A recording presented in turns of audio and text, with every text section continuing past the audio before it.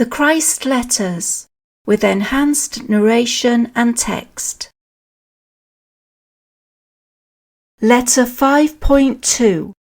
The Purpose of My Teachings.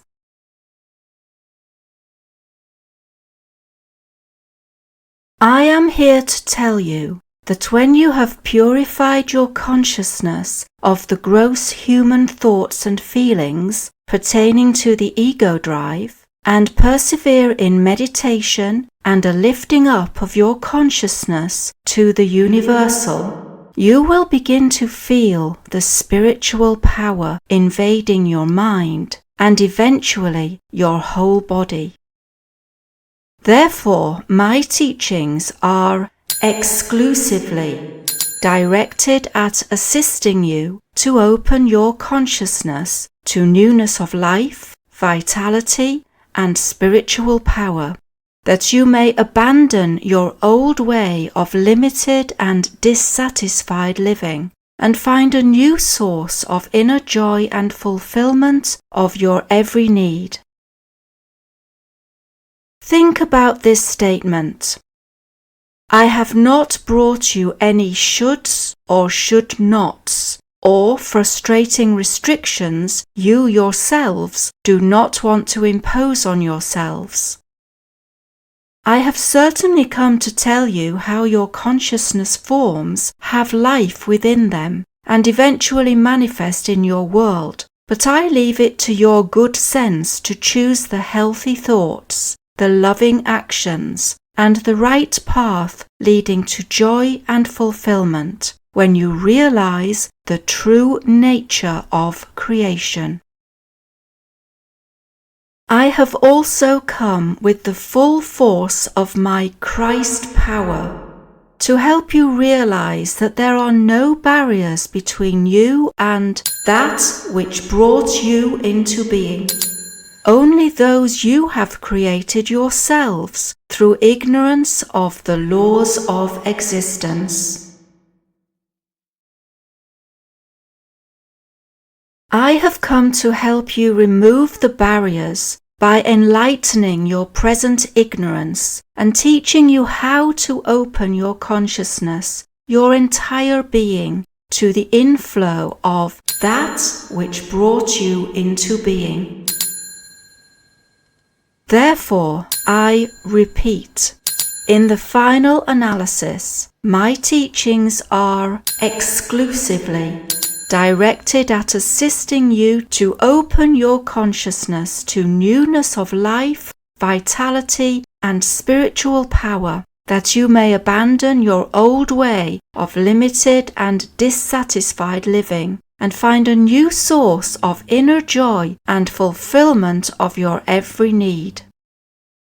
I long for you with divine love to reach this supreme state of being before you pass into the next dimension, that your passing may be painless and your transition one of sublime anticipation. This is the sole motivating purpose behind the letters. The above statement is a more compelling and powerful rephrasing of the statement I made when on earth. Seek first the kingdom of heaven, and all good things will be added to you. I did not make this statement to entice people to be good. I stated a fact of existence. You must also understand fully and clearly that which you call God, and I refer to as universal, possesses none of the human attributes attributed to it by many religions.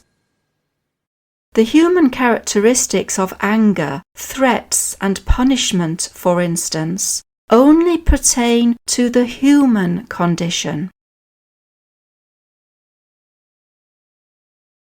Again, I repeat, I, the Christ, have come down to dictate these letters, expressly to disinvest people's minds of the former human word pictures coined by prophets.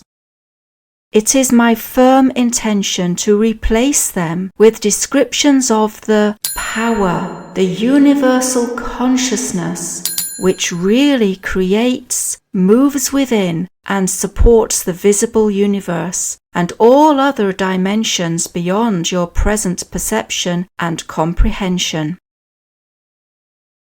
I am also here to tell you these further universes or dimensions will be opened and will become accessible to your consciousness when the knowledge outlined in these letters is absorbed and made the very fabric of your individualized consciousness.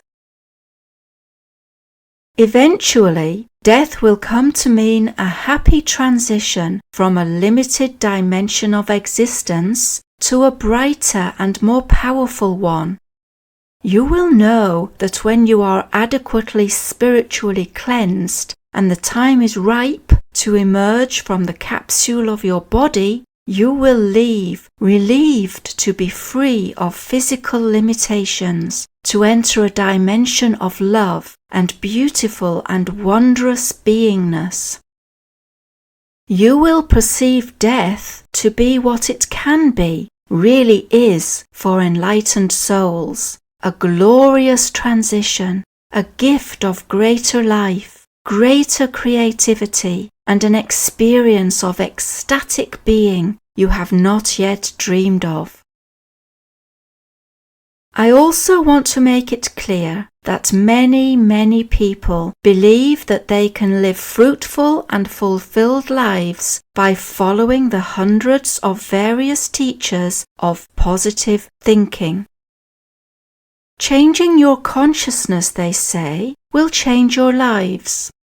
This is true to a limited extent, but for spiritually evolving seekers, such a change in consciousness still leaves a dryness of spirit and a yearning for something more.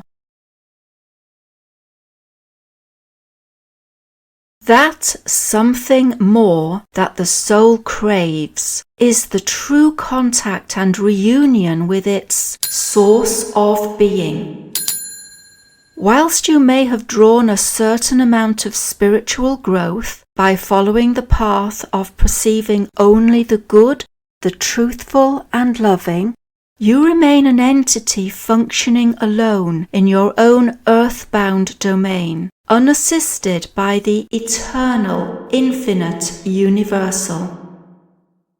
Once you realize the nature of the universal and turn your thoughts to making true contact with it, you begin to realize you are no longer alone. You are supported by the reality which supports the universe.